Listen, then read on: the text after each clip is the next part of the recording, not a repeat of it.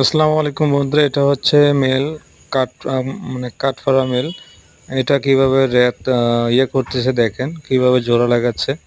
দুইটা রেত একসাথে করে কিভাবে জোড়া লাগাচ্ছে, কি অদ্ভুত একটা দৃশ্য। সবাই দেখবেন যে কতটা কষ্ট করে এরা রেতে লাগাচ্ছে। এটা ধান কাঠফাড়া মেল।